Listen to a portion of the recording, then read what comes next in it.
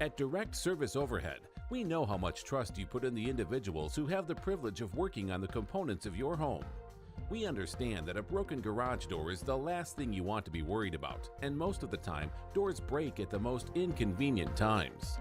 Our professionally trained technicians service 24 hours a day, and our high-cycle parts are guaranteed to make a noticeable impact on your garage door without putting a damper on your wallet. If you're looking for need of assistance maintaining your current garage door, our team has the experience and expertise to deliver the results you deserve. Give Direct Service Overhead a call today or visit us online to learn more.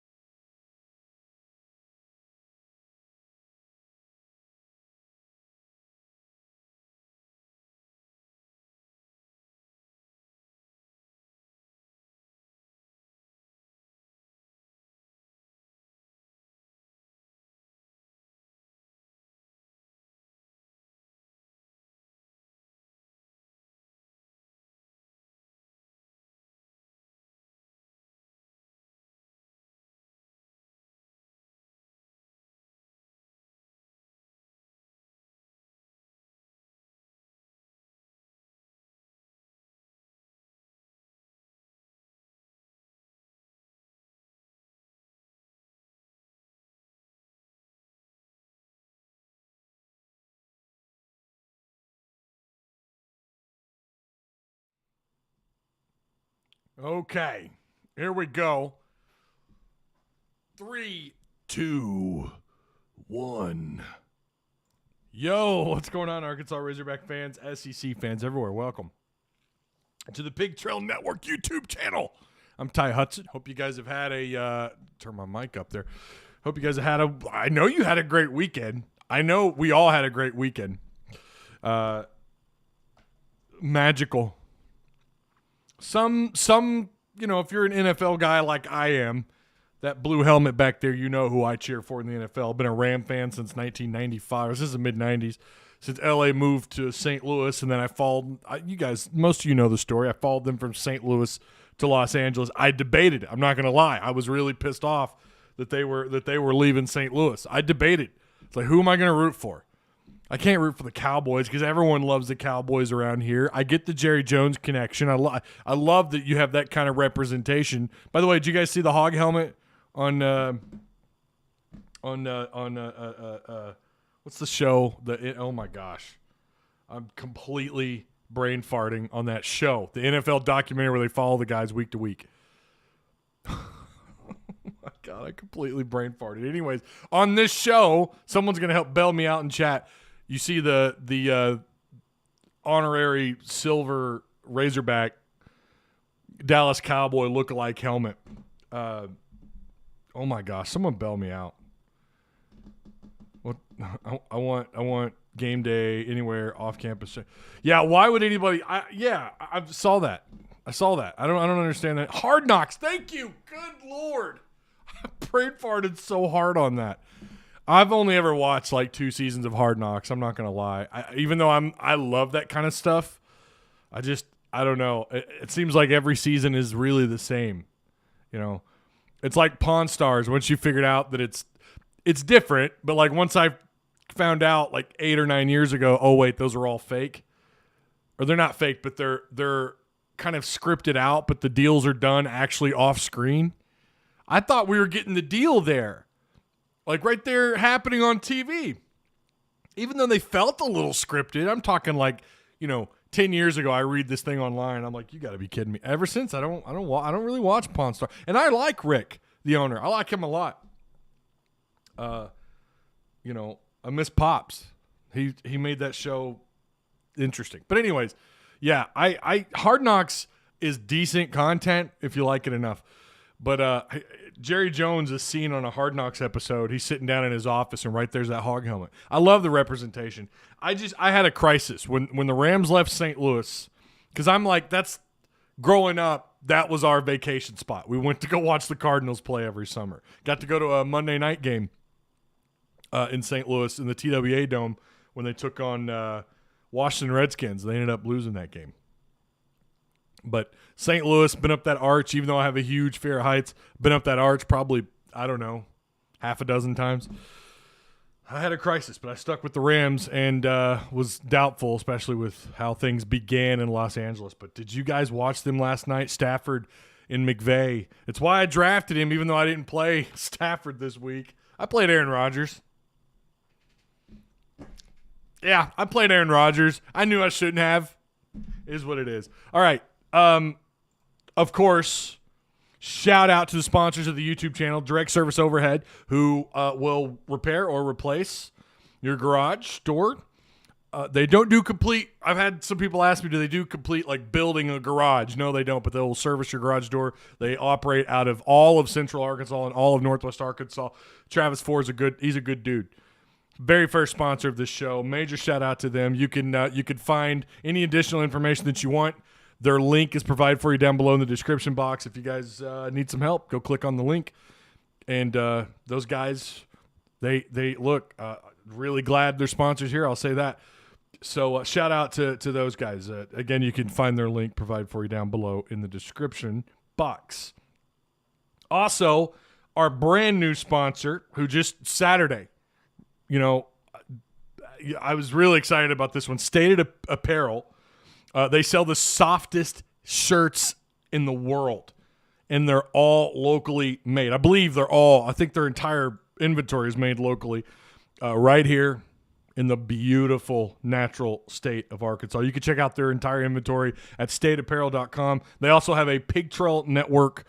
If you click on that left menu side of their screen, I might just show you guys. Actually, it's pretty cool. It's pretty badass. I'm not gonna lie to you, but if you click on their menu, it pops up and there's a Pig Trail Network side. It's got all this Arkansas related, the merch there. So it's pretty cool. Not Razorbacks, Arkansas local.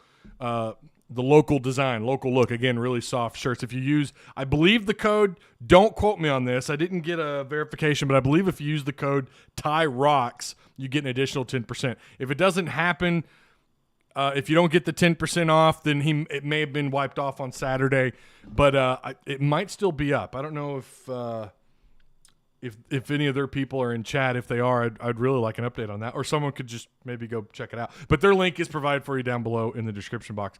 They also sell name brands like Native and Southern Marsh clothing brands as well.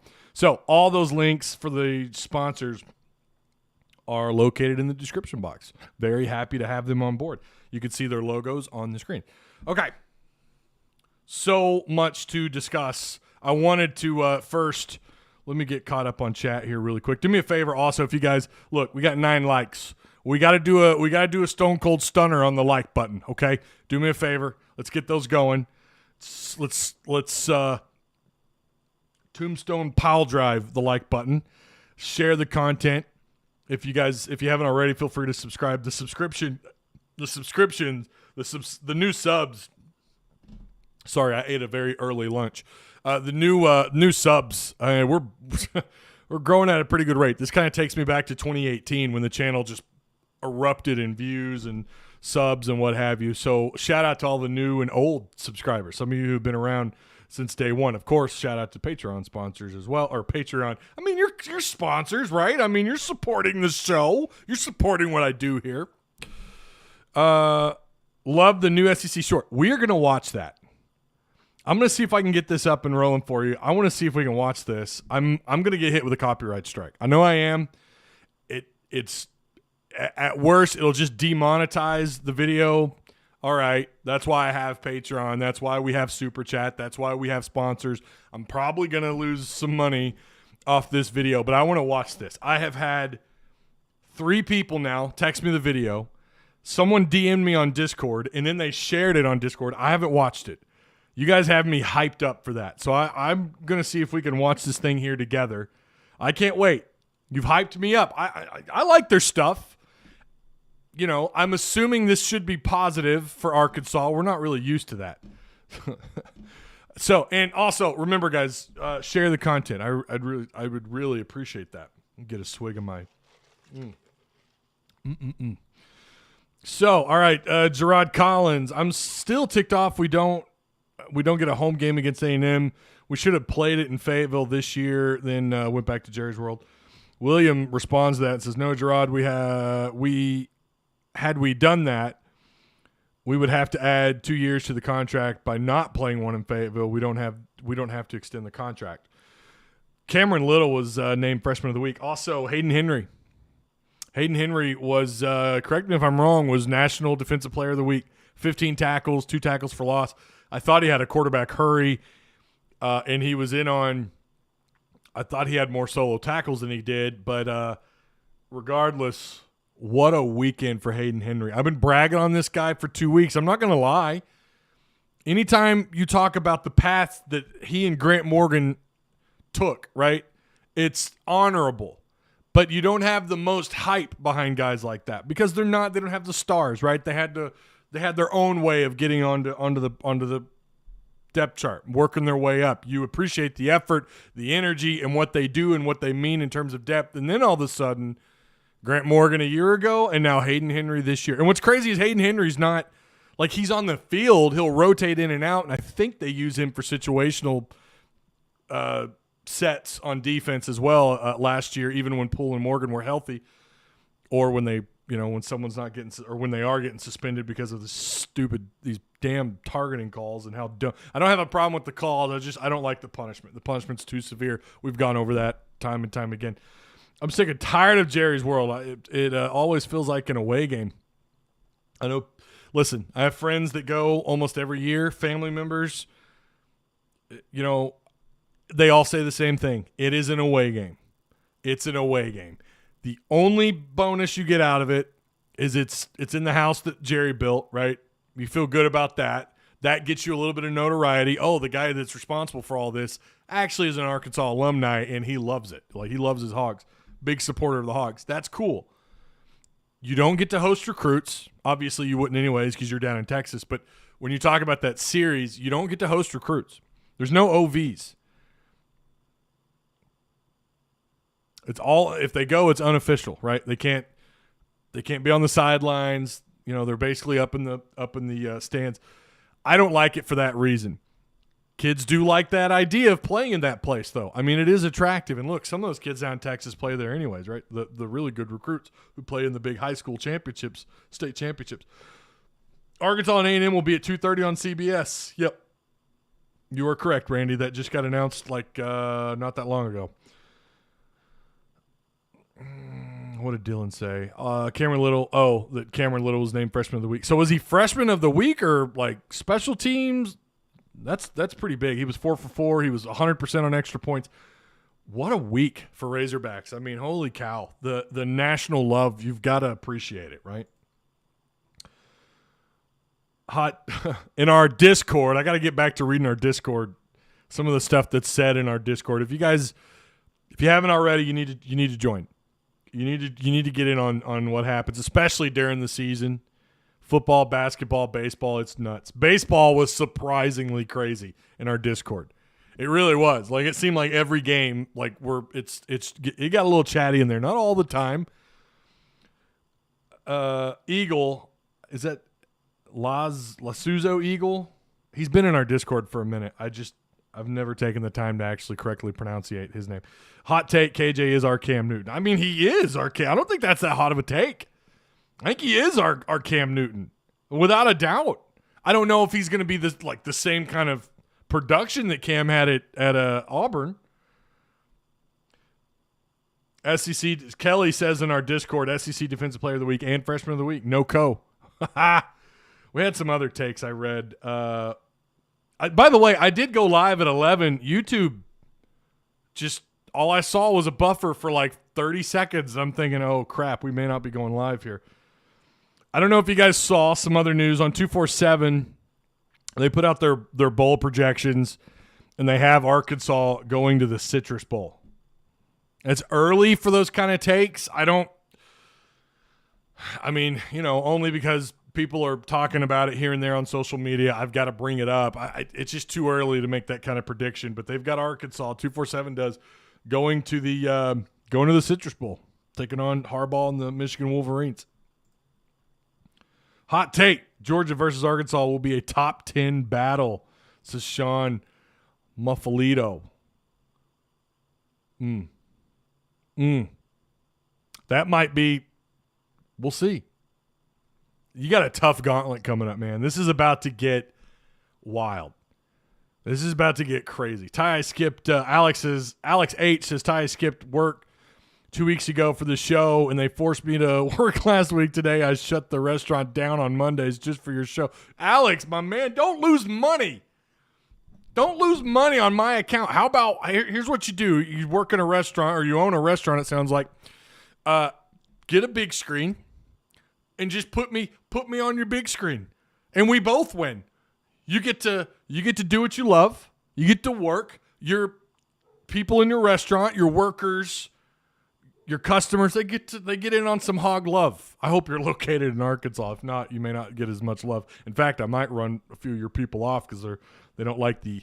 I've been told I'm a fat mouth for Razorback fans. I don't care. I am what I am. Arkansas and A&M. Yeah, we talked about that. 2:30. Okay, Jerry, we're in your house. It's a home game. Let us use your people and your video board to make it look like a home game. Yeah, that's not the point of it. It's the Southwest Conference Classic. Look, I don't know about you guys. Right now, you're 2-0 against old Southwest Conference opponents.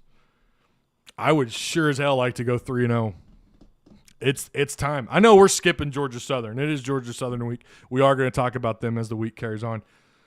You could do all the preseason work you want, like I've done, and it's like it doesn't really matter, especially coming out of a COVID year. But I've got all my books and notes written out here. But Georgia Southern is a very interesting offense, and we're going to do what homework is available, like what we have before us and what they do and everything. You see the SEC short today. Okay, we've got like 70. I was kind of waiting until we hit 80 to do this, but I'm going to share it. We're going to watch it together. I haven't watched it. We're going to watch it really fast, and we're going to break down some of the games this week. And, of course, we're going to get some second thoughts on what happened Saturday between Arkansas and Texas. If we take down A&M, that would be awesome. They had our number in recent years down there.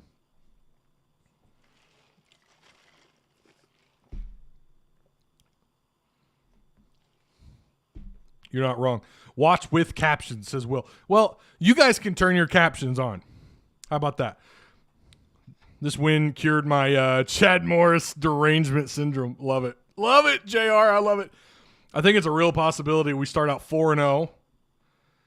And I said if we beat Texas at the beginning of the year, we are having a win. I think you meant winning season. My guess is you're using voice to talk. It does the same thing to me. And I talk clearly, and I think that's what's going on here.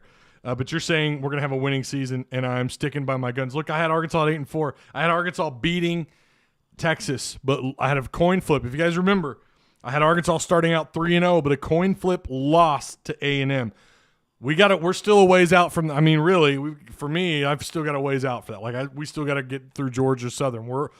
Is it a trap game? We're not talking enough about that. And I know some people get triggered by that term, but it's real. Trap games are real, whether you are triggered by that word or not. They're real. It's a real thing in college football. I think Arkansas clearly was – I'd said this for a while. Arkansas put in probably half the effort they did for Texas going into Rice Week. They were preparing for Texas. That is so obvious and clear now, it's not even funny. And I hope they don't do the same thing with Georgia Southern, because I'm telling you guys, these guys played a full schedule in 2020, and they're pretty damn salty. You cannot afford to overlook these guys. I'm not saying Sam Pittman's the kind of guy to overlook people. People love taking – I had Perry, who comes through every once in a while, asking me why didn't I mention something about Malik Hornsby's speed. Where have you been all offseason, dude? Where have you been? I've been talking about his speed. I think I sat here and said it wouldn't shock me if the guy ran like a 4.40. That is flat out moving for a dual threat quarterback. Where are you people? Why am I getting these people coming in? They're like, well, what about so-and-so? It's like I've been talking about so-and-so for weeks. Where have you been? Watch the damn show. A&M quarterback is out for 4 to 6 weeks. Also, I had heard that Grant Morgan is fine. He's going to be good to go. So I hope that is true. All right, let's watch this thing. Let's watch this SEC short. I'm going to flip the screen here. I don't do this very often. Okay, there it is. You see everything I have there. I have not watched this. By the way, that's a loading bar. For those of you who are like, yes, you did. That's a loading bar. All right, here we go. Let me see. Hang on. Make sure. Okay, everything's still up. All right. Here we go. I'll turn my mic down.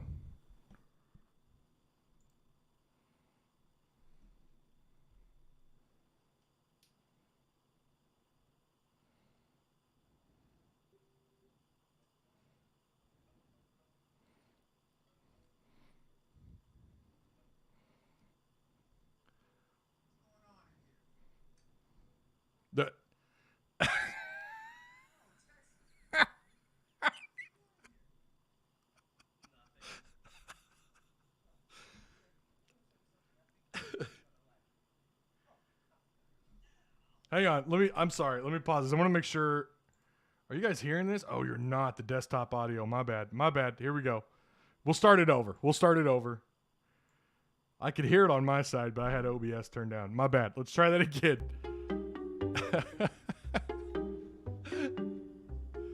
I'm sure chat's freaking out. Die! This is funny.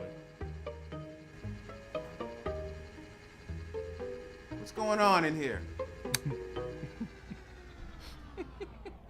Oh, Texas, it's just you. What are you doing in here? Nothing. Well, since you're here, let me show you something I think you're really gonna like. Oh, boy. Oh, I'll take that. I'll hold on to it.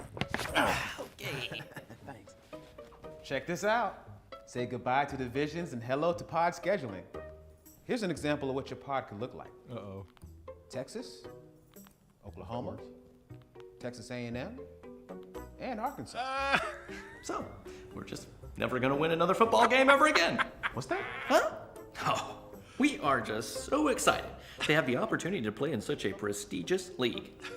Are the words that I say. So. And listen, you didn't hear this from me, but we're real close on negotiating an early buyout from the Big 12, so y'all could be a part of the SEC as early as next season. Well, a contract's a contract. You're only as good as your word. So. Besides, we don't want to miss the opportunity to face off against our classic Big 12 rivals in Cincinnati and BYU in conference play in 2025, so. Now tell me you don't want that SEC money rolling in. Yeah, we could be the richest non-bowl eligible team in the country. Seriously, though, I do appreciate the offer, but after giving it a little thought, I think I'm just going to stick it out with my Big 12 brew.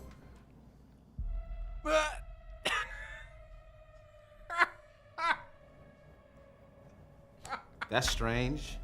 We have a legally binding signed letter of acceptance. Right, but like I said, we were a little hasty. Let's do it. He locked the door. I mean, it's a great conference, lots of history, but just for us... You don't seem to understand. I'm not locked in here with you. You're locked in here with me. No! No! This episode of SEC Shorts is brought to you by Renaissance Bank. The bank. I love it. Let me flip the camera around here. Oh, that was great. Okay. That ending, that was fantastic. If you don't know what that's from The Watchmen. That's from Rorschach on The Watchmen. Not a lot of people like that movie. It's one of my favorite comic book movies. I love that. You don't seem to understand. That was great. Okay. I probably just got copyright strike. That was great. I've watched That's the Best. That's the best one. That's it. Loved it. Yeah, Adam Ray, we got the audio going. We got it going. I fixed it. That was great. If you don't like The Watchmen, look, I mean, I get not everyone wants to watch a giant naked blue guy, Dr. Manhattan, walking around, but that's a fantastic movie. I love that. That was pretty good. All right. Yeah, I'm sure I got a copyright strike, so waiting on that. I don't care. Demonetize this video. I'm fine with that. All right. Arkansas. Let's get into it. Hogs, for the first time since November 12th of 2016, they're ranked ESPN number 18 in the country. Now, I believe that's right. 18 on ESPN, 20th on AP, and 24th on coaches. If you're going to ask me who do you think's the most accurate, probably coaches poll. And the reason for that being because Texas, Louisiana, both those teams, way overrated. Way overrated. Now, I'm not trying to take anything away from what happened on Saturday. Arkansas executed. They were bigger, stronger, faster, physical. More physical. Played better, obviously, too. Do they deserve to be top 25? I don't have a problem with it, and I'm not saying that as a bias, obviously a guy who covers the Razorbacks and a fan, but based on the performance that we saw on the field, you can't take that away. We could talk about how overrated Texas was, but there's one thing we know for sure. Sarkisian he's an experienced coach. We're not talking about a Chad Morris, never been a head coach. I mean, I hope he's not their Chad Morris. I don't think he is. They've already got what you would call a quality win over Louisiana. If that were Chad Morris, they'd probably lose 45-3. But it's a team with experience. They did have a redshirt freshman at quarterback, but they've got experience. They have possibly an all-American caliber running back. They return a lot of depth up front on the defensive line. And we know, too, with the wrong leadership and with maybe with guys that don't mesh well with the way the new staff wants to do, that I'm sure that's played a role. We know Texas fans have plenty of excuses, but they were clearly overrated. There's no doubt. Again, I'm not writing off Arkansas either. I'm not saying Arkansas is for real, but what I am telling you is the eye test, they have passed it. For the last 6 quarters, 6 out of the last 8 quarters, they have passed it, the eye test for me. We saw them make the adjustments and the changes in the second half. They kind of opened the playbook up a little bit more in the second half against Rice. And then Texas, it was all hands on deck, and they absolutely manhandled the Longhorns. There's no ifs, ands, or buts about it, okay? I think, again, when you talk about the way, like, the defensive front for Arkansas, Ridgeway could be a star. I don't know. I mean, Texas, one of their biggest question marks was their pass blocking, despite returning 4 of the 5 starting offensive linemen up front. Both their quarterbacks are athletic. And Casey Thompson, who comes in the fourth quarter against a prevent defense, he gets some yards, he scores, and it's like, oh, we'll see, had we played him. No. Okay, I'll spot you one more. I'll spot you maybe 7 more points. But Arkansas already did spot you some more points. They spotted you 7 points in the first half. So I don't know that he makes a huge difference. Should they have played him? Probably, without a doubt. If you guys listen to Sarkisian in that postgame, I mean, he tipped the cap to Sam in a way like he's done a good job over there. I was listening to this postgame show, and I was just, like, shaking my head. He talked about how it wasn't so much what Arkansas had done, but it's what Texas didn't do. And I don't think he's completely wrong, but to not give Arkansas credit for flat out running you out of town the way that they did, the way they were the speed, the play calling, the strength, They looked like a true SEC opponent. And for you to sit there and act like, nah, yeah, I mean, yeah, okay, it was us. And sometimes that is the case. In blowouts like this, though, I mean, maybe, but you got rocked, okay? Deer in headlights. Now, stadium had something to do with it. People were pointing that out in Discord, sure. The hype, the momentum, the pageantry of it all, the excitement, Texas, Arkansas, so on and so forth. And you don't, like Texas and Arkansas, you could feel like the air was electric, not even just in Fayetteville. You could feel it here in Springdale. It was electric, without a doubt. A lot of build up to this game. But we were sold on the fact that Texas is a legit top 25, top 15 team in the country. And it's clear that that's wrong. Louisiana had no business being ranked. Texas had no business being ranked. But you cannot overlook the eye test that Arkansas passed. All facets of the game outside of the muffed punt in the first half. Outside of that, special teams, how can you not – How do you not feel at least a little bit better about the direction where special teams is going? And I'm glad to say that. I hope Fountain can do that week in and week out. I've been reminded, although not as much this year, last year I was reminded constantly that, it's too early to say anything about special teams. They have gaffes every week. Like, I kind of hold my breath when the punt team's out there or even when we're returning punts. Thankfully, I don't think Greg Brooks is going to be returning punts. Good DB. Great nickel guy, like good at what he does on defense, but I don't like him returning punts. Let's not do that anymore. I say that, watch him have a couple punt returns for a touchdown if they go with him again. I think it was Perotti that took over, right? Yeah, that SEC short was good. That was good. That's the best one yet, for sure. The difference between didn't do and couldn't do, I don't believe could do anything. There is a difference between didn't do and couldn't do. I agree with that. Ty, you got to go back and watch the short with CC on. There are 4 to 5 digs at Texas. You don't hear. One is when he gets caught at the shredder. 2 to 3 more. Okay. Jenna says, hell yes, we're ranked. I'm on my lunch. Oh. Well, thanks, Jenna, for joining. Everyone who comes in on their lunch breaks and all that, I appreciate that. Eric Musselman's Diet Pepsi says Rice over Texas. Mr. Bloodline says Cam Little is legit. I'm so happy we got that kid from Tulsa. We can thank Fountain for that. We could thank Fountain for that, though. Sure. Absolutely. I'll give credit where credit's due. He looked good. He's 5 for 5 on the year, right? He's perfect on extra points for a true freshman. Haven't seen that in a little bit.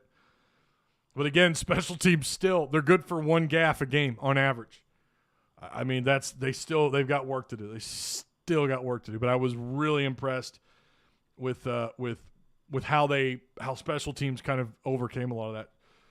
Shark pulled the "I'm a tool" card in his postgame presser. He did. Showed poor sportsmanship. Don't think he stays long enough to coach Texas in the SEC. I don't know, man. You know how Texas is. They wouldn't surprise me at all if they fire him if he's given not as much time as the guys before him. Obviously, it doesn't look like he's going to be there as long as Mac Brown was there for sure. Pile drive the like button, says Mr. T-Dub with the $5 super chat. I was there and the excitement was tangible. Also, Knox in the tight end position really threw their D. Great formation. Yeah, he did. He lined up at tight end. I was surprised to see that a little bit. I was a little bit surprised to see that.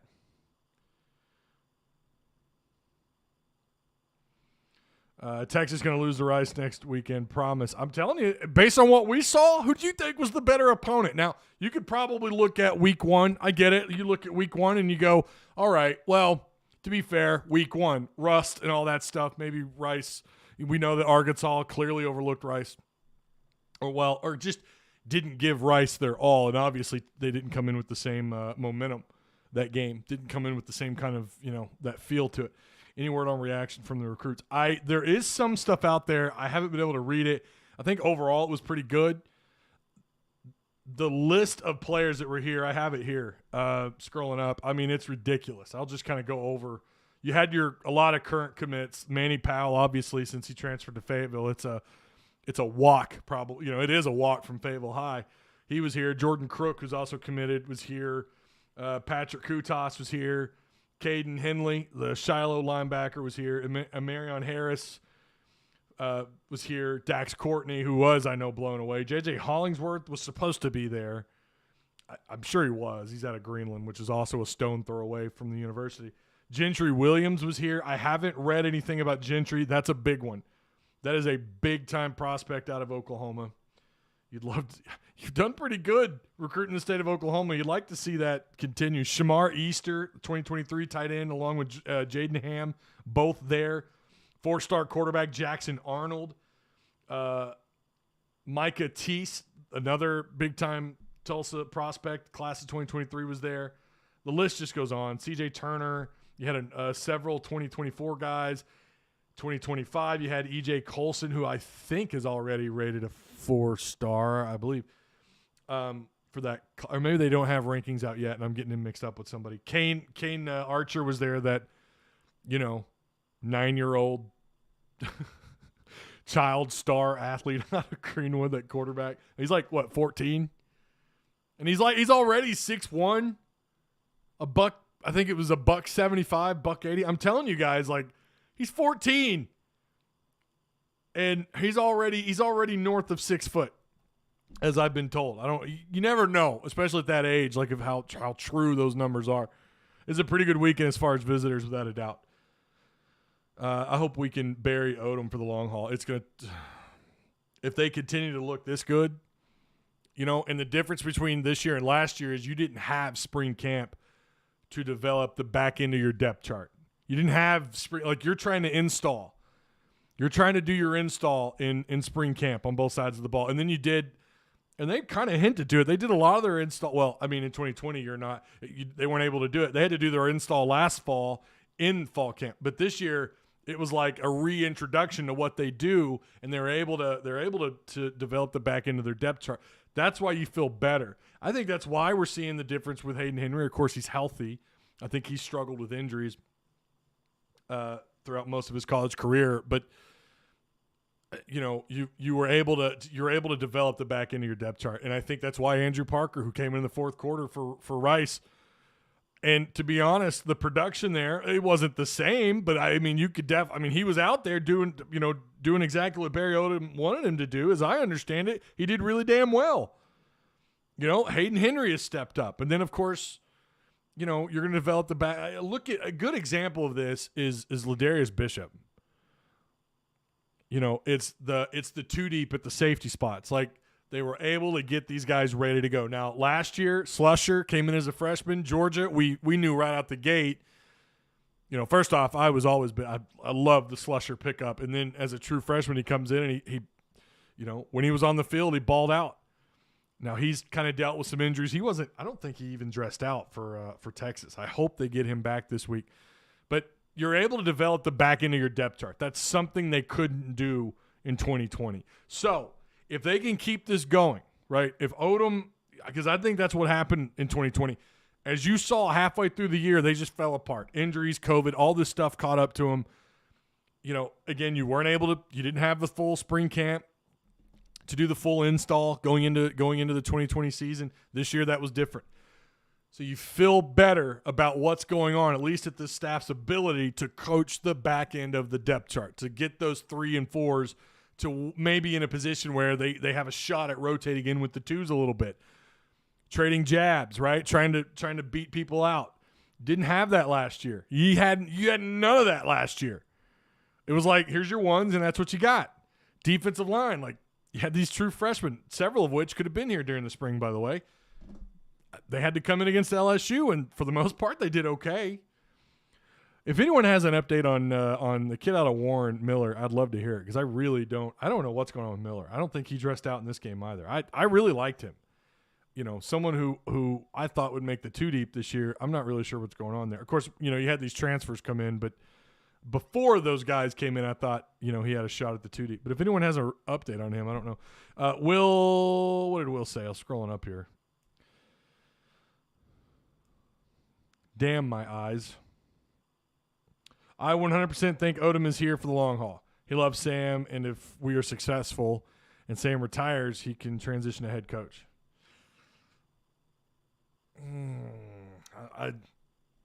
Love him as a defensive coordinator. I don't know. I guess it would depend on what kind of team he'd be handed over.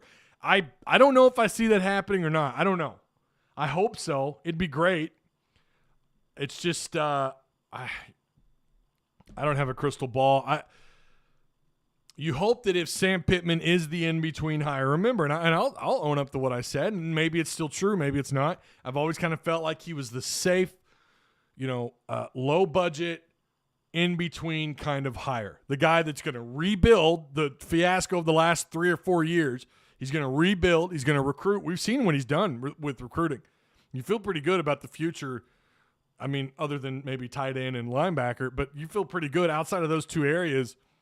And look, they got 2 4-star tight ends for this next class, for the following class. So you feel like he's doing like exactly what he was hired to do. And this, did this win against Texas? Is this going to be like 2014 with Brett Bielema, where he was picked that year to not make a bowl game, and you saw how that year went out. They were definitely ahead of schedule. I don't know how many times we were told that. I don't know how many times you're listening to whoever on sports talk shows, Josh Bertuccini or whatever, Bo Mattingly. Yeah, he was still on the air at that time. Yeah, of course he was. You're being told they're ahead of schedule year 2. Is that what this is going to be? And then does he build off of this season? Where are they, 2-3 years down the road? And maybe Sam, he's in his, what is he now, 50? He's 56 now, right? So maybe at that point he's 60 and he just wants to retire. I know he's got land up here in Northwest Arkansas. Actually, I think he's somewhere off Beaver Lake, right? Doesn't he own like a lake house off Beaver Lake somewhere? Maybe he wants to retire and they transition and he's got, he's handing off a loaded roster with NFL potential all up and down it. Then maybe you'd feel better about bringing in someone like Odom. But I'm always skeptical of these guys that coached a little bit in Power 5 as a head coach and they were unsuccessful and then hiring them in as a head coach. I'm skeptical of that. I don't know that. I mean, yeah, their defense is great, right? But they had some issues at Mizzou without a doubt. And he was handed a pretty decent team with Missouri. I mean, not great. We're not talking about an all SEC, but their first couple of years over in the East, they won it twice, 2 years in a row. His lake house is on Lake Hamilton in Hot Springs. Okay. I don't know that I would be opposed to him being as a head coach. I would hope at that point Sam Pittman has rebuilt. He's built a wonderful foundation in the way that Mike Anderson did for Eric Musselman. I know it's not fair to compare sports, but you know what I mean. As far as like being a program builder, and at that point, whatever happens, 4, maybe even 5 years down the road, maybe he's here as long as Houston Nutt was here for 10 years, for a decade. I would hope at that point you could go out and maybe get someone a little bit more established, whoever that could be. Right now, we're here in the Pittman era, and I'm loving it. So we'll cross that bridge when we come to it, right? We have to keep packing. Oh, I agree. We got to keep packing. I agree. Fayetteville is. I told you guys. For anyone, I know there are several of you. It was your first time in Fayetteville, and it is. That place is just on fire, and that wasn't even their record. Mr. T-Dub, 42 recruits at the game. Was it 42? Okay, I knew it was north of like 20 something. 42 recruits at the game. Also, the experts said Sammy P was the worst hire 2020. They did. They absolutely did. And Sark was the best of 2021. Where they at now? Texas don't want the smoke. Well, they're about to get a lot more of it. What up, Ty? What it do? What's up, Frederick Clemens? How you doing, man? Yeah, get the likes up. Get the likes up. Come on, y'all. Let's enjoy Sammy P as the head coach for a minute before we start. I agree with that. We'll cross that bridge when we come to it. I do hope that by the time he leaves it better than he found it. And he's already doing that. And it's fantastic. I'm here for the ride, and I'm loving it. This ride so far is great. Okay, his house is off the Lake Hamilton. I think Texas fans that don't want to – I think it's Texas fans that don't want to see Texas scheduled for 2022. I agree. All right.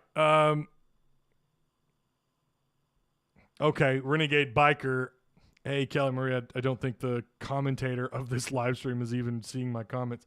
He doesn't want to see the 2022 Texas Longhorns football schedule, and it is against Alabama. Okay. And? I mean, what's your point? Hell yes, we need to pack the house. A lot of money to spend to only be half full. Let's keep these players. Well, now you have a reason to go. Right now, it's like the product on the field is better. I'm not always a fan of blaming fans for not going. I'm just not. You know, can you blame anyone for not wanting to watch Chad Morris? Really? I mean, can we? Oh, they're not loyal. They're not loyal. Dude, people also don't want to waste their money to watch a bad, to have a bad product. If I had season tickets, I would damn sure try to go to as many games as I could. When we had season tickets growing up, we went to every home game, even when they weren't so great in the 90s. There was a period of time under Ford and Jack Crow before him where things were really bad. Is there a coach in the SEC other than Saban that you'd take over Pittman? It's just too – I appreciate the Super Chat, Joe. It's too early to say that. Right now, Pittman clearly looks like the man for the job. And to be honest, right now, and again, it's early in his career, I think, it's too early to even be talking about him as a middleman. He may be the guy. I mean, who knows? It is rare to see an offensive line coach take a program. Now, you look at what's going on at Clemson. It's not to say that it hasn't happened before. You look at what happened at Tennessee all those years ago when they were dominant. Their head coach, Philip Fulmer, former offensive line coach, played at Tennessee. Different times. I get that. But Sam Pittman right now looks to me like the guy for the job. And you got to – Hunter Yurchek just looks like a damn genius. Also, the new running backs coach is legit. We keep him too. Man, you got to keep everybody. Look, I'm not going to say to fire fountain. I'm definitely not. I've never said that. And if I did, maybe I said that out of passion. I was pissed off. No, don't fire fountain. But I want to see improvement, and this was a step in the right direction, despite the gaffe. Like I said, there's one every week. Chad Hobbit Morris. Renegade Biker. I'm gonna give him the podium here. My point is that Texas will be destroyed next year, even more. Oh, okay. Yeah, if they're playing Bama, yeah, do they have Bama? Sure. Okay. Morris. I'm tired of hearing that piece of trash's name. Well, I was making a point that I don't blame fans for not wanting to go watch. That's all. That's it. How about that Rocket? All right. So let's really quick. We're going to move to some scores around college football really quick. I don't know if you guys saw so looking around the SEC, Alabama blew out Mercer 48-14. Honestly, I'm a little surprised they didn't get into the 60s on that one. Georgia over UAB 56-7. A&M, by the way, number 5 A&M. It was at Colorado. I've heard about, how all the way up there in Colorado, right? Like you're playing in a whole new, you might as well be playing on Mars. I've heard that. Guys, they didn't look very good on offense at all. They're a physical team, but they beat Colorado by a field goal 10-7. Do I think they probably would have done better at home? Of course they would have. In a more agreeable climate.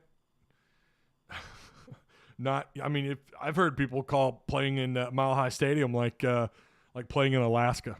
Florida over South Florida.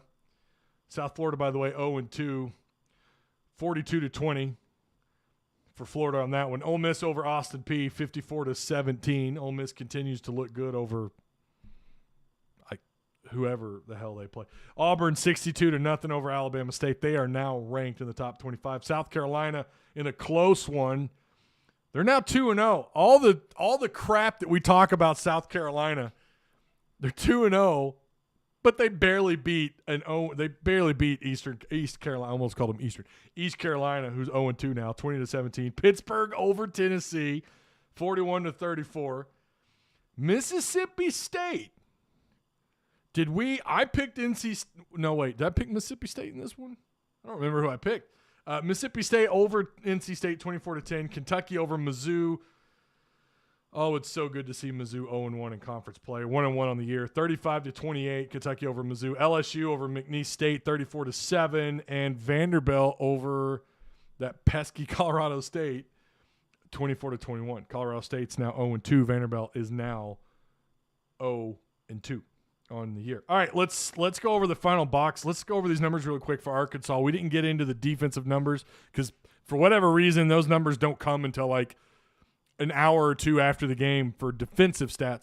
Hayden Henry, we talked about that guy was all over the field, and this is why he's Defensive Player of the Week. 15 tackles. He only had 3 solo. I thought I counted like 5 or 6, but he ended up with 3 solo, but 15 total tackles, 2.5 tackles for a loss. Grant Morgan, who, by the way, missed a good chunk of this game, had 13 tackles, 4 solo tackles, 2.5 tackles, and he's given credit for 0.5 sacks, so he was in on a sack. John Ridgway, who I wanted to give, I ended up, if I'm giving you guys, I'd said I don't want to give a game ball to anybody because I wanted to watch the game again. I caught highlights and I also watched a little bit of it from the start yesterday. I was blown away by Hayden Henry's performance, but not shocked given what we saw a little bit from him last year and what we saw in the Rice game when he stepped up. But John Ridgway was a presence. He was absorbing blocks left and right. He's blowing up that interior defensive line or offensive line. He ends up with 6 tackles, a tackle for loss with a sack, 3 solo tackles, which is actually quite a bit for a defensive tackle when you're playing a 3-man front. That's pretty impressive because typically you're waiting on those linebackers to help fill those gaps and to stop the running back trying to slash through your front phase of your defense.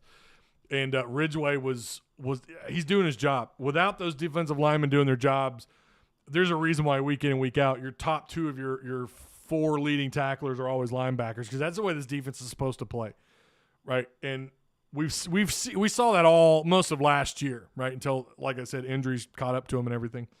But these guys did their job. Nichols, Zach Williams, Ridgway, they did their jobs. This is the best performance up front on the defensive line we've had since Pittman took over. And since Bielema was the head coach. I mean, let's be real. So it's too bad you don't have 4 years with Ridgway. Oh my gosh. I was really impressed. Now, I am going to tell you, and I said this Friday, Texas's pass blocking, not good. Their pass blocking is not very good. They struggled against Louisiana, who, as it turns out, may not be a very good football team after all. So Arkansas, I think Arkansas took advantage of a very average, very vanilla offensive line.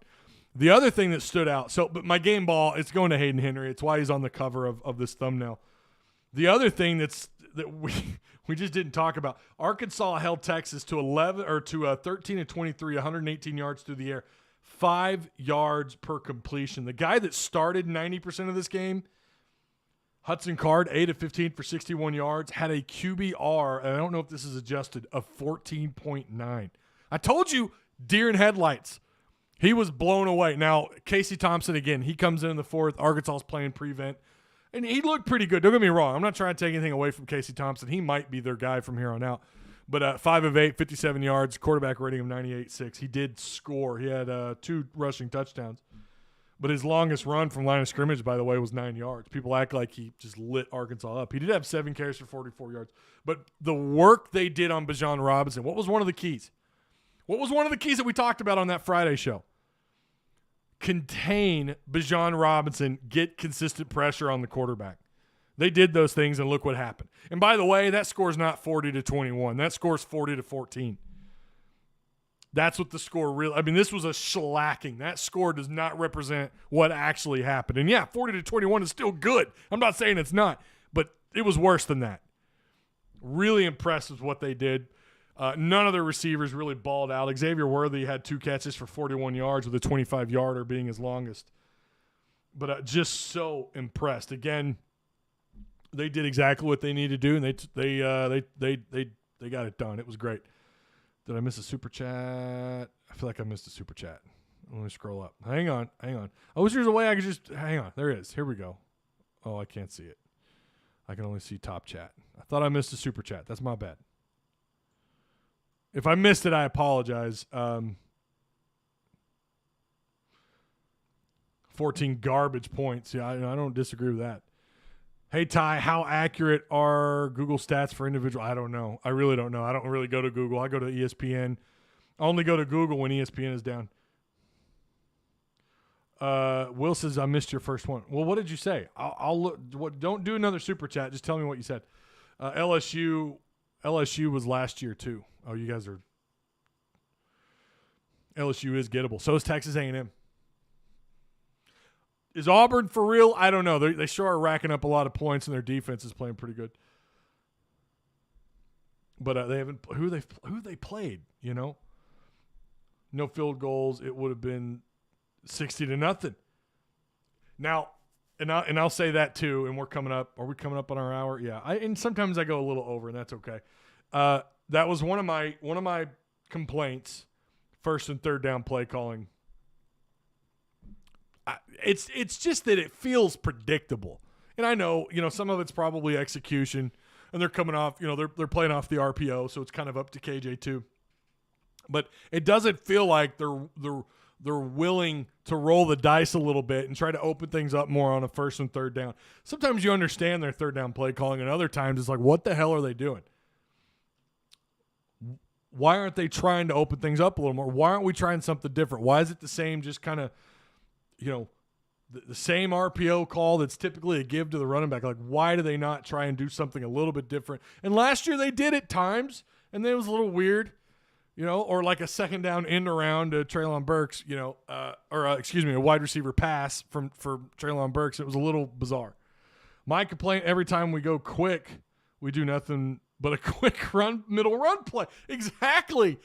It's like the same thing. Now, it worked, and I know I'm going to get someone who don't complain, you blew them out. But Texas, are they a quality opponent or not? I don't know. We'll see. We'll look back on this game. But when you're playing better teams, because there's nothing that Texas did that we're not going to see again, and we're going to see better on-the-field products this year. We are. Is that going to be as efficient? Because I'm not sold that Texas has any business being anywhere near the top 30.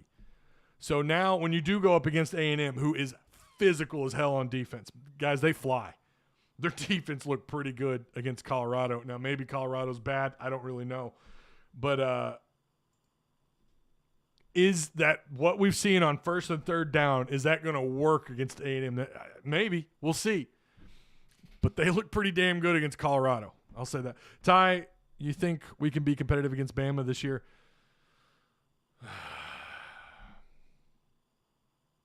I get that question every week, and I'll just tell you right now, probably not. I mean, it's just too early to say. Right now, I would lean towards no. No. I mean, it's like Alabama and everybody else. And it's that way, I think, throughout the top 25. I'm not sold that Oklahoma is as good as they were. Did you watch them last week? I don't know, man. Their offense looks great. They always look great on offense. But if you talk to an OU fan, ask them about their defense. And they'll tell you, I don't think we're ready for the SEC with our defense. And yeah. Has there been any word on Grant Morgan? So we talked about that earlier. It sounds like Grant's going to be okay. I haven't gotten that confirmed just yet. Timber Johnson. We got I told you so in chat. Here we go. I told y'all Friday that Texas O-line is ass, and our D-line would be a key to the game. If I didn't see it, Timber, but if you did, you were spot on. I'll give you that. I hope Bryles improves. Not ruling out that he can't improve, but he's got to be better at play calls, says Suzu Eagle Gaming. I think overall he called a great game, and I don't want to come off like I'm being overly critical. I thought he called a damn good game. He really did. Not all of his first and third down calls were bad, and obviously when they go for first downs or big gains, you're not gonna talk down about that, right? I mean, I think overall he called a damn good game. KJ, by the way, if you guys keep up with what's his name? Big Game Boomer. I don't know why people quote him. They screenshot him all the time. I did in Discord. Well, I had the list here, and I don't know where it went. But he put Arkansas at quarterback. Well, I had it here. Let me look. Maybe I put it in the wrong group. Where'd it go? Big Game Boomer. Let me check Discord. Maybe I put it in Discord. Let's check Discord.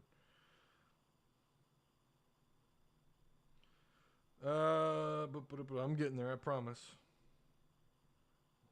Here we go. Big game boomer.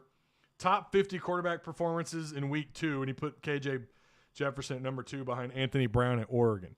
I don't even know who this guy is. I don't know if he's like a radio guy in Oklahoma or what. People quote him all the time. They retweet him. I don't know if he's just a Twitter celebrity or Twitter star. I don't know. But for everyone who – and I've seen him brought up in our chat here. I don't know who he is. We put KJ at number 2. We were able to manhandle Texas with a basic-ass playbook. I think they opened up a little bit more. I think for me, the best play was that Dominic Johnson, the fullback.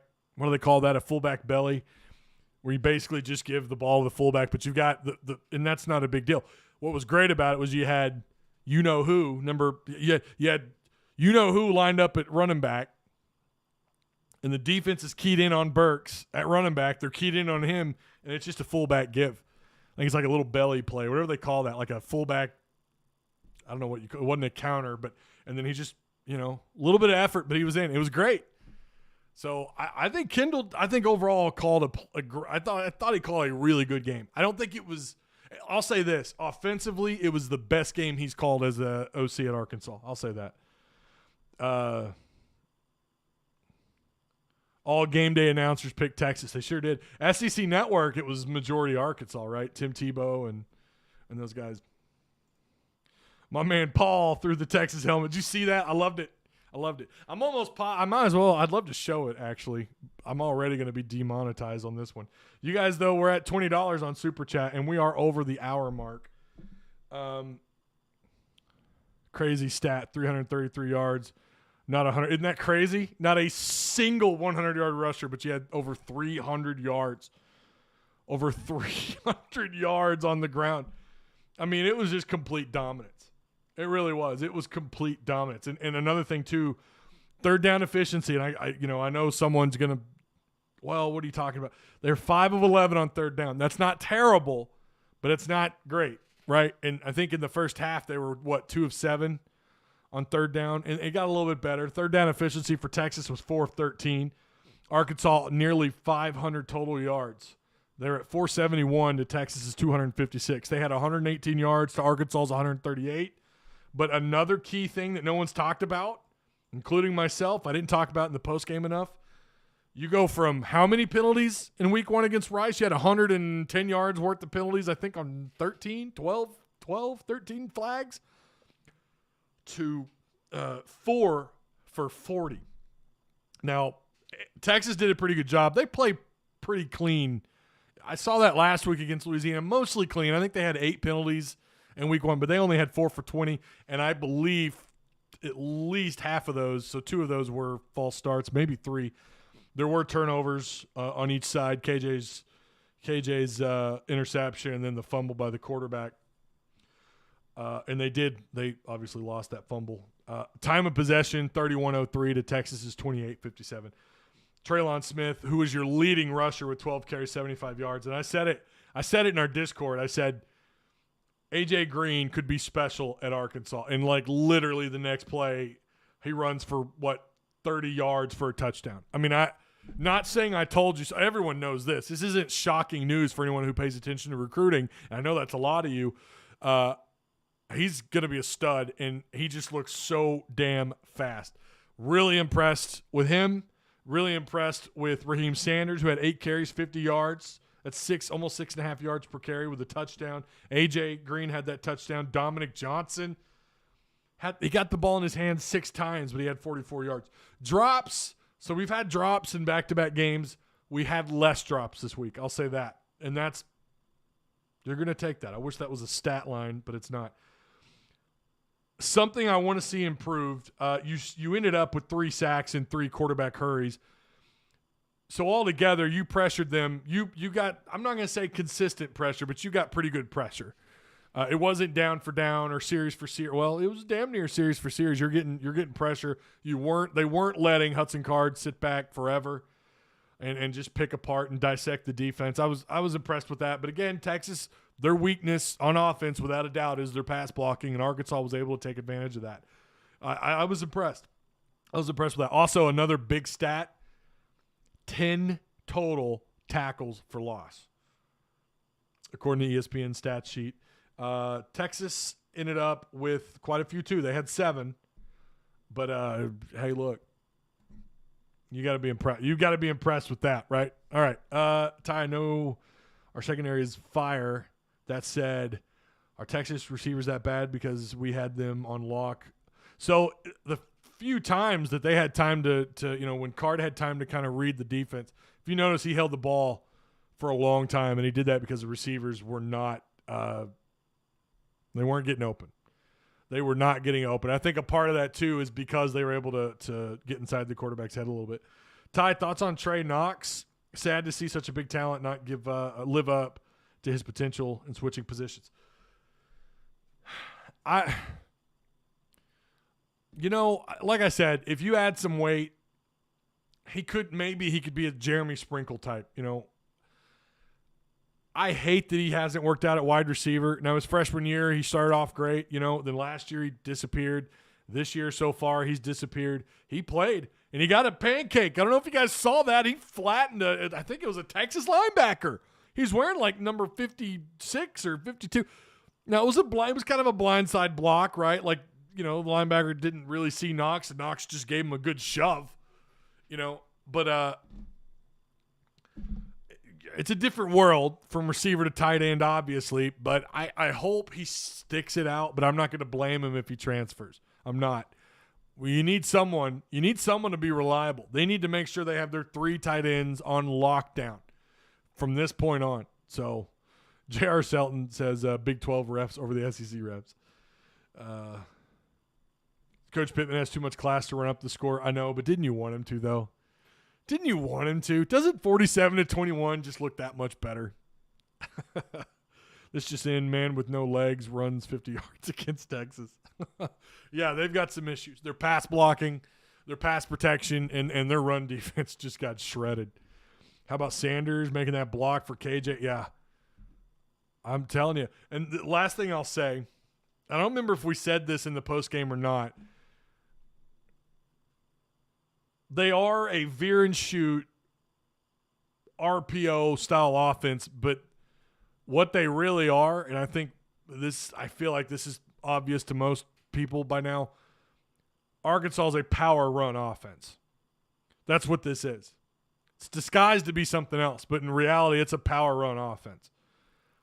When you look at just how these things are designed, what they're doing with the RPO, they really want to run in between the tackles. Tight ends and receivers, tight ends crashing down, they're mixing guys up. Receivers are blocking downfield like they are. And I know receivers do that. They did that in Petrino's offense, and they love to sling the ball around, 40, 45 times a game.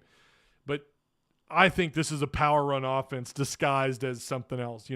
They want you to believe they're going to come out 3-4 wide, sometimes 5 wide. They're going to do something. They're going to stretch us out. They're going to try to set the edge. They're going to tunnel screen here. They're going to crossing routes over the middle. They're going to do this, that, and I know film would suggest otherwise, but they will spread you out. But they're doing it. They're doing it all to set up the run, and I think that's pretty obvious. I don't think that's shocking news. But coming into the season and what we saw last year, I didn't expect them to be doing what they're doing. I really thought we'd be throwing the ball a little bit more.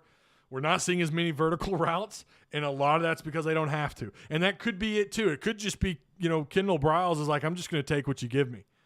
If we can get it going through the air, then we'll do that. But right now, their identity, they found it. They absolutely found their identity, and it's the ability to run the football. You saw that's how things got set up in week 1 against Rice in the second half. You saw that against Texas.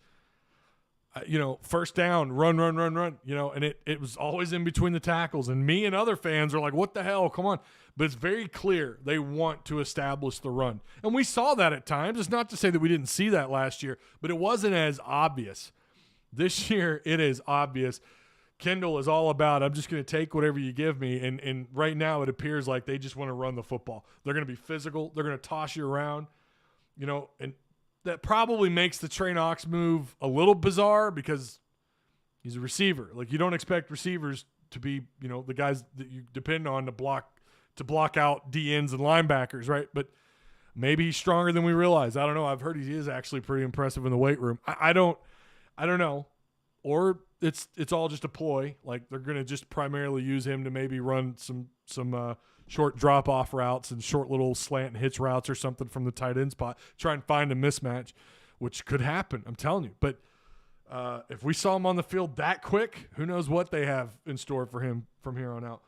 And I also, I've heard people say, well, maybe we need to get Malik Hornsby more involved. Maybe we run something like where we have KJ and Malik, one of them at quarterback, one of them at receiver, and they kind of like the Wildcat with D-Mac and Casey Dick back in the day, where quarterback comes in motion, they try to mix you up a little bit. Maybe we see some of that. I hope we do. At the same time, I'm always skeptical. I don't like both my QB1 and QB2 on the field, but yeah, Trey Knox to UTSA next season or South Carolina. Yeah. Oh, I'd love to see him go to UTSA. I really would. Oh, I'd love to see him go there. The veer and shoot is a run-based concept. It is. You're right. And we've covered that here a million times, and I agree it is. But last year, the difference at quarterback, they were stretching the field out, more vertical routes, throwing the ball. I just figured we would see more pass attempts. We would see more vertical routes. But to me, it is a physical run-first offense. So far, that's what we're seeing. Our competitiveness versus Bama depends on our health. Trey Knox isn't going anywhere, LOL, says Timber Johnson. Well, I hope not. I mean, he hasn't so far. I mean, never say never, but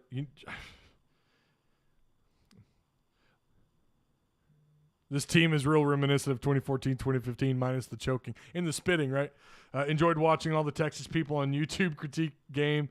Kudos. They all said Arkansas was an ass whooping. I picked Arkansas, and I picked Hogs to go 8-4 too. I'm sticking with it. Nothing I've seen through these 2 weeks is telling me that they won't go 8-4. Also, did you see where Coach Pittman was asked if he had a chance to do the horn? I did not see that, and he said he doesn't do that. That he isn't into doing that. He has amazing character. Yeah, I get it. I wonder if that was kind of a dig at. Well, I don't think so. I don't think it was a dig on Brett. Did Brett ever formally do the horns down? I know he was doing that. When they were taking the pictures with the coaches getting ready for the bowl game, and he kind of had his fingers down. It turns out that he does that all the time. So did he ever really do the horns down? Maybe I'm missing something. I hope Mike Woods regrets leaving for OU. I hope OU craps the bed. He had a touchdown, didn't he, Saturday? And he was targeted like 6 or 7 times week 1. All right. Yeah. So those are my final thoughts on that. I think the veer and shoot is definitely I think it's right now it looks more like a power run. They're going to block downfield. They're going to be more physical.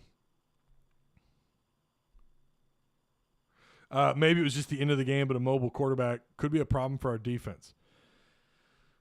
It's all about containment, and like I said, that fourth quarter was primarily, without a doubt, was prevent defense. Not all prevent, but it was mostly prevent defense, and that's how you soak up yards. That's how those backup quarterbacks come in, and they look great, and then everyone thinks that's the future, and then it turns out, oh, wait.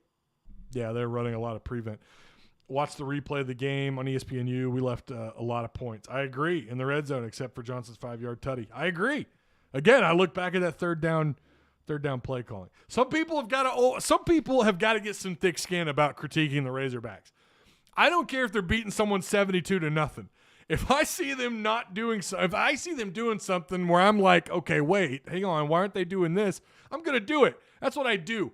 Our Discord, you guys are allowed to critique. Now, if you're being super overly butthurt negative all the time, yeah, I can understand. Like, all right, dude, that's a bit much. But we seem to have people in our Discord and at times even in our post-game shows where you're not allowed to critique anything. It's like, look, I'm going to because it's what I do. And I think that first and third down play calling is worth critiquing at the moment because I want to see the Razorbacks be the best that they can be. So, and only 8 yards receiving. I don't know what you're talking about. Who had 8 yards receiving? All right, that's going to do it. We went over by 14 minutes. I think that's the longest show. You're realistic. Nothing wrong with that. Thank you. I am realistic. I've been accused of being a sunshine pumper and being a negative Nancy. I'm just me, man. I don't know what to tell people, but yeah, you see a lot of that on Twitter, like, oh, stop critiquing and enjoy the moment. What the hell are you talking about? That's what we do.